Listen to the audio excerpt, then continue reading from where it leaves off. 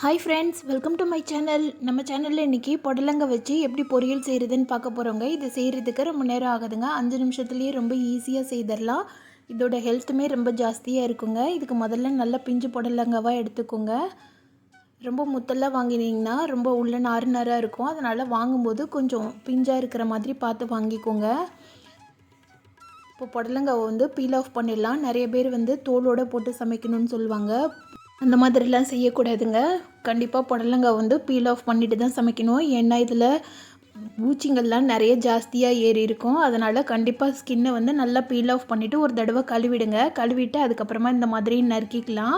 நறுக்கிட்டு உள்ளே இருக்கிற விதையெல்லாம் எடுத்துடலாம். நீங்கள் பிஞ்சு புடலங்காவாக வாங்கினீங்கன்னா உள்ளே விதை ரொம்ப திக்காக இருக்காது, கொஞ்சம் மெல்லிசாக தான் இருக்கும். அதை குழந்தைங்களுக்கு கொடுக்கல அப்படின்னா நீங்கள் விதையோடையே போட்டு சமைச்சிடலாம். நான் இன்றைக்கி குழந்தைங்களுக்கு கொடுக்குறதுனால அந்த சீடெல்லாம் ரிமூவ் பண்ணிவிட்டு வெறும் காய் மட்டும் எடுத்துக்கிறேன். கொஞ்சம் முத்தெல்லாம் இருந்ததுன்னா புடலங்காய் விதெல்லாம் கொஞ்சம் திக்காக இருக்குங்க. அதெல்லாம் ரொம்ப கடுக்குன்னு இருக்கும். அதனால் புடலங்காய் வாங்கும்போதே கொஞ்சம் பிஞ்சு புடலங்காவாக வாங்கிட்டிங்கன்னா டேஸ்ட்டுமே ரொம்ப நல்லா இருக்குங்க. இதெல்லாத்தையும் இந்த மாதிரி நீளமாக நறுக்கிட்டு அதுக்கப்புறமா குட்டி குட்டி பீஸாக நறுக்கிக்கோங்க. நான் இந்த மெத்தடில் நறுக்கியிருக்கேன். உங்களுக்கு எப்படி வேணுமோ அப்படி நறுக்கிக்கோங்க. இந்த மாதிரி நறுக்கினிங்கன்னா காய் சீக்கிரமே வெந்துருங்க, குலையவும் செய்யாது. அதனால் இந்த மாதிரி மெத்தடில் நீங்கள் நறுக்கி எடுத்துக்கோங்க. இப்போ கடையில் 2 ஸ்பூன் அளவு எண்ணெய் சேர்த்துக்கிறேன். இது கூட கடுகு உளுந்த பருப்பை போட்டு நல்லா பொரிய விட்டுடலாம். கடுகு நல்லா பொரிஞ்சு வந்தோடனே ஒரு கொத்து கருவேப்பிலை சேர்த்துக்கலாம். இதுக்கு டேஸ்ட் இன்க்ரீஸ் பண்ணுறதுக்கு கடலைப்பருப்பு 2 ஸ்பூன் அளவு சேர்த்துருக்கேங்க.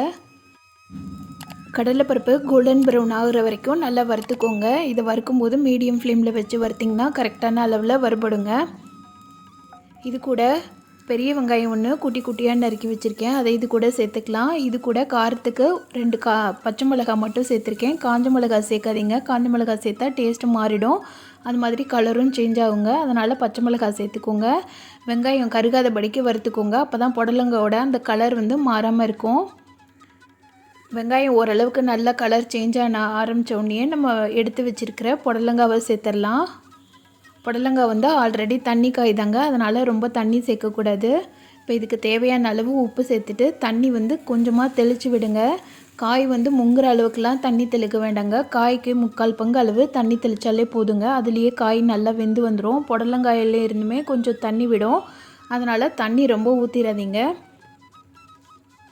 இது நல்லா வேகட்டும். ஒரு மூடி போட்டு மூடி வச்சிடலாம். ஒரு 5 நிமிஷம் கழித்து திறந்து பார்த்தோன்னா காய் தண்ணியெல்லாம் வற்றிட்டு நல்லா வெந்து வந்திருக்குங்க. இந்த காய் வேகிறதுக்கு ரொம்ப நேரம் ஆகவே ஆகாதுங்க, சீக்கிரமே வெந்துடும்.